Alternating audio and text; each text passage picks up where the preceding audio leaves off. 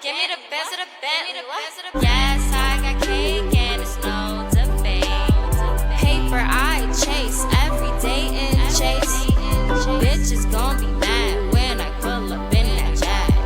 Bitches gon' be mad when I pull up in that jag. Snakes on my back but never on my team.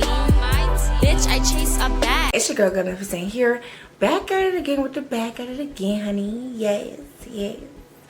Today we are talking about, as you guys can tell by the title, how to basically get into the Housing Connect, or how to try at least. Everybody's not going to be lucky. Everybody's not going to have a chance to get into the Housing Connect, but I did, honey. Okay, so go check my other videos. I did a video of like my empty house tour, apartment tour, and when I did the last 10 minutes I was talking about my process, kinda, sorta, and then I did another video on how to live in New York City by yourself or alone with no help, and etc. So go check those videos out. I'll leave it down in the description box. Basically today I'm just gonna basically tell you guys about my experience again, and just some updated tips on how to get in, or how to try, how to stay on it, how to be positive. I think if you're like mostly positive, like you have a greater chance, and especially if you like have a decent paying job, and if you fit the price bracket, then you should have a chance. But this is basically what to expect. So, and I'm just giving you guys like a timeline. So basically last year, I have like deets right here. So last year on Valentine's Day, I got an email from, okay, no, scratch that. 2018, I decided to apply for some Housing Connect buildings, and I seen this one and I was like, I don't really like the area, but I still signed up. So that's one thing. Housing Connect is basically a website you could go on, and well, it's in New York City. I'm pretty sure it's other places, but I know about New York City. I don't know about nowhere else. And I'm in the Bronx, so I was at work and I just decided to just apply for so many. So yeah, Housing Connect is a website where it's owned by I forgot. Housing, I don't know. Who is it owned by? It's owned by something. Like basically it helps you get apartments for not so expensive. And okay, so Housing Connect is basically affordable housing, and the purpose of Housing Connect is to build and maintain high quality housing for low and moderate income people. So it says art is crucial to a stable housing strategy and affordable housing in the community. So yeah, I really think that's really cool that they have the New York City housing, because Housing Connect, because it helps us instead of going to pay or getting the same apartment or worse. They are building all these new buildings to try to get New York residents in, like, or get them in nice homes. So it's not like it's like welfare or anything, but I do think they do accept like Section 8 and like public assistance and stuff. But because there's a lot of families that live in this building, and the good thing about this building is it's a brand new building. So whenever they do, like, basically they're building a whole bunch of buildings around New York. So you'll see, if you come to New York, or if you live in New York, you'll see like all these pretty buildings that they're building. Most of them are Housing Connect. Like, they are starting to come, they're starting to be everywhere. Like, you just be driving around or you commute in and you just see a whole bunch of these nice buildings, and just know that they're Housing Connects. And if you live in that area, or if you see a Housing Connect around your area, definitely, and if you have a good paying job, and if you know you could pay that rent, if I was you, I would just apply. Okay, so the good thing about it is when you sign into Housing Connect, you basically make a profile, you put how much you get paid a month, yearly, and I think your social, a few other things, and then the easy part is when you check back, I would say check every month, honestly. Check every month to see if any new buildings came on, because you will be able to see it. Like, and it'll just say apply now. You just click on apply now. You don't have to put any other information in because you already did. You just apply, and then you just have to wait. Like, make sure you're using a, you know, email that you can get into. Some people stuff, make sure it's a legitimate email so that you can check for responses, because they contact you by response. They're not gonna call you. They're gonna 2018, like December, November, I decided to just apply for so many home apartments. And I got a message saying on Valentine's Day of 2019. Okay, so that was November 2018, December, and then February I got an email saying to confirm an appointment for March 11th. So I did, and I went to my appointment on March 11th. And yeah, so I went to my appointment March 11th. And here are the, like, basically before you go, they'll tell you what you need to bring. But you have to have patience dealing with Housing Connect, because they ask you for so much paperwork. The next thing they might ask for is blood. Okay, so they ask for household employment income. So you need copies of your last six most recent consecutive pay stubs, copies of last year's W-2 forms, copies of signed and completed federal and state tax returns from the year before, proof of cash payments, notarized letters from employers, and bank statements that support the deposits. So if you get a direct deposit from a job, you need to have that. Basically, you need to have that bank statement. Also, you need to get a letter from your job saying that you work there. They want to make sure that you can pay. They want to make sure that you have a job. Okay, so then if you're self-employed, they have like those copies of this and that, whatever. Then household income for other sources, like if you have Social Security, veterans benefits, stuff like that. Like, they want copies of all of that. Then they want copies of like, so your current apartment, they want copies of your lease, of your current lease. If you don't have a lease, then they want a notarized letter from your landlord. So if you're living with your mom, basically your mom has to go get, or whoever you're living with has to go get a letter notarized saying that you live there, and yada yada. Then they want copies of your last rent receipts or canceled rent checks. And they want copies of your most recent electric and gas bill in your name showing your current address. Then they want copies of your most recent telephone bill. I didn't have a gas bill, so I just gave a telephone bill. Then they want, if you do rent your own apartment and you are living with someone else, bring a notarized letter from your housemate along with a copy of their lease and copies of the utility bill. So I had to get all that information from my mother. It was just crazy. And household members, whoever's moving in with you, they need their birth certificate of each person in the house, including yourself. Copies of Social Security cards, copies of picture ID, and for all people over the age of 18, copies of school letters, marriage certificate. Okay, it's more. Why isn't it going up? And guys, they're very strict about like the interviews. Like, you only get like 2 chances to like, you only get 2 chances to like rebook and do this and that, because they don't play.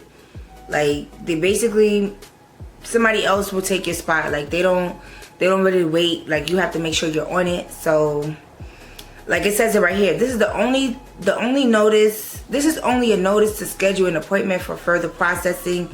This in no way guarantees an apartment. Okay, make sure, like, if they do call you for an interview, that doesn't guarantee that you're gonna get an apartment. You're just going for the interview. They want to see all your paperwork and stuff like that. You must schedule your appointment in advance, and then you have a deadline to schedule an appointment. So make sure you're on it. Like, they're not gonna do it for you. Like, this is like time to put on the big girl panties, big boy panties. They're not gonna do it for you. Make sure you're on it. You must bring copies of your documents to confirm your eligibility. And and all adult households must be present at the appointment. They have interpretation if you don't speak English, or you may request it in advance. It says if you are unavailable during the listed appointment times, please contact us as soon as possible. Limited additional time slots may be available. So that's basically like what they sent to me. And they actually have domestic violence survivors. Like they accept people under that. So it's called the VAWA. That's Violence Against Women Act. I didn't even know they had that. But yeah, I noticed a lot of single mothers in my building. A lot of families here. It's like a lot of families. Like, I think it's like a handful of people who are single, like, or like single house, like, yeah. So anyway, so when I applied for, so that's basically everything that I came with. I came with all my paperwork. I wasn't missing not one damn thing. When I went, other people was missing documents and stuff. And I was just like, damn, son. Like, because they had to come back. And it's just like, damn, like, you dead gotta come back. And that's, like, that's a lot. So, I mean, but I had to go back at least 5 times to get paperwork. But, okay, so the first time I came with all my paperwork, I give them the money order. The money order is for the, background check. They ended up giving it back to me because they said they didn't need it. So yeah, that's what that was for. So gave all the paperwork. They said they'll be in contact with me. Then the next thing, that was, yeah, so my appointment's for March 11th. March 12th, they gave me a status saying, no, they gave me another email. What was this? Yeah, I asked them, like, so when I left them, I signed a whole bunch of paperwork because it looks like they was like accepting me or was like gonna put me on some list. I don't know. So I signed a whole bunch of paperwork. Like, the paperwork took at least an hour. So don't be rushing them, and like make sure you're nice and proper and polite, because yeah, like, that's the building you're gonna be dealing with. Whoever calls you back is the building, like building management. You'll be dealing with them, paying them rent. So make sure you're polite and you have everything and you just look responsible and professional. So, oh yeah, so, when I first, this is crazy, y'all. So, okay, when I first, the very next day, they said, we received your application for residency based on the guidelines for eligibility for this project. Your application has been rejected. When I tell you, I was about to cry. I was dead about to cry. Because I was like, wait, hold on, what? And it said because failure to schedule an eligibility, failure to schedule an eligibility appointment or failure to attend a scheduled and confirmed appointment. So I'm like, the fuck are you talking about? Because I was just there yesterday. So I'm like, wait, hold on, what? So then... Then right after that, somebody hit me up and said, no, I hit them up like, excuse you, like, I came yesterday. What you mean? And I was on time. So then it was like, basically somebody wrote me and was like, no, I called them and I spoke to them. And it was like, disregard, that was a mistake, yada yada. I'm like, okay. Like, they was like, yeah, we have your paperwork and it's being processed, so stay tuned, blah, blah, blah. I'm like, all right, cool. So I didn't hear anything until April 26th. Yeah, they had said, please disregard previous email, you have been waitlisted. So waitlisted is like, I thought it was something bad, but waitlisted is when they put you on a waiting list, because basically you meet the requirements and they want you, girl. They want you. So yeah, I was like, ooh, okay, like, I'm about to be in there. Like, so no, that same day, it said, please disregard previous email, you have been waitlisted. Then they wrote me this: we have received and reviewed the documentation you provided at the time. of your eligibility appointment for residency and the project indicated above. However, at this time, it is not clear whether we will reach your log number for one of the available units, as we are still processing applicants with lower log numbers. So my log number was 0125 or 1205, and it was just so cool because those numbers are my father's numbers. So I was just like, okay, this is a good sign. This is good. Okay, so the lower your log number, so if it's like from 1 to like whatever, it's you're bound to get called. But if you are in like the 5 digits, I mean, I was in the 4 digits, but if you are in the 5 digits, it's gonna be a little hard for you. Like, but just keep faith, okay? Keep faith, keep going, okay? Because if they don't call you this year, they might call you the next. So just always try to stay positive. All right. It says your application will remain on the lottery log, and you will be contacted if and when we reach your log number for any available units that correspond to your income and household size requirements. So it says, thank you for your continued interest in the project. If you don't hear from us, feel free to check on them if they don't get back to you in the next 30 days. So I was like, all right, cool. Then April came, and I said, hi, I'm inquiring about the update on my status. I sent that April 12th and on April 26th because I didn't hear anything. So what do you know? What do you know? I kept calling just to see, kept going back and forth. So it was around the summertime. I kept going back and forth, back and forth, back and forth, giving them paperwork, especially in the beginning. Like I had to go back twice, give back paperwork. You would go one day, the very next day they'll say, hey, we need some more paperwork. You gotta go back. I'm like, yo, I was just there. So it's a lot of like, and get fax numbers, always get numbers, people numbers and names and emails. The best way to contact them is through email, because phones, it's just hard to reach them. I'm not sure if it's just that company, but it's hard to reach them by phone. So the best way to contact them is through email. Okay, I'm just telling you guys my experience. Okay, yeah, they wanted to make sure that my older brother wasn't gonna move in with me and all that other stuff. Like they just wanted to make sure that he wasn't gonna move in. So the day after Pride, which was July 1st, they hit me up and said, we would like for you to come and, no, they called me and it was like, we want you to come in and view an apartment. So I'm like, wait, what? Like that soon? Like, oh my God, I was so shocked. I was like, oh my God, oh my God, oh my God. Because I didn't have all the money.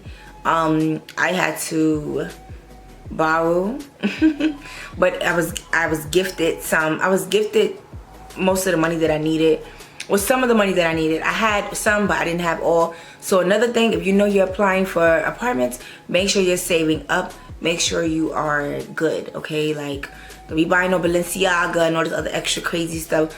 Try to continue to save up and do what you need to do, honey, okay? Like, especially if you really want to, like, move. If you really want to move, then you need to be, like, thank God I work at a good place where I could, you know, dibble and dabble a little bit in my savings and stuff. So definitely make sure you're saving, make sure you're serious about it, and just be patient. Those are the 3 things I can tell you. Make sure you're saving, make sure you're patient, and make sure you are serious. Okay? So because it's definitely a long process. It can be frustrating and disappointing waiting. So yeah, it's like crazy. Like it could be disappointing, or it can be just nerve-wracking, just waiting, like, oh my God, oh my God, oh my God. Especially if your situation is like, if your living situation is not where you want to be and you definitely want to move out soon. Because honestly, in New York, it's hard, and the last thing you want to do is go move in a room, especially with strangers. Like, you're better off living by yourself. So basically, I got approved. I applied for the studio and the 1-bedroom. I got approved for the studio. So I didn't care. Whatever, like the studio was, I think, like $40 to $60 more. No, the studio was $40 to $60 less than the 1-bedroom. So I was like, all right, cool. That was good with me. So yeah, when I first seen the apartment, and I was told that when you see the apartment, it's not a 100% guarantee, but you're basically in there. So they told me they'll contact me soon. That was July 1st. They told me they'll contact me soon, like 2 to 3 weeks, to come in with the money. So I'm like, all right, cool. I signed paperwork. They called me like a week later and was like, we need you to come in and sign a lease. So I came here, signed a lease. I had the money and everything. I even asked them, like, could I move in like August 1st? Because I don't want to move in the middle of the month. I don't want to do that. I want to make sure I at least have like a full month free rent. I mean, full month paid rent. They was like, no, you got to move in now. I'm like, okay. So I had to pay like half the difference. Okay, guys. So yes, I had to pay half the difference. I'm so sorry. Converting my my video, I missed some footage, like the last 2 minutes. So yes, I had to pay first month rent and a security deposit of, which is the same price as the first month's rent. I can do a part 2, guys. If you guys are enjoying this video, please let me know so I can tell you guys some more things, because I did forget to tell you guys a few things. So please let me know if you want a part 2, and thank you all for watching. Love you guys.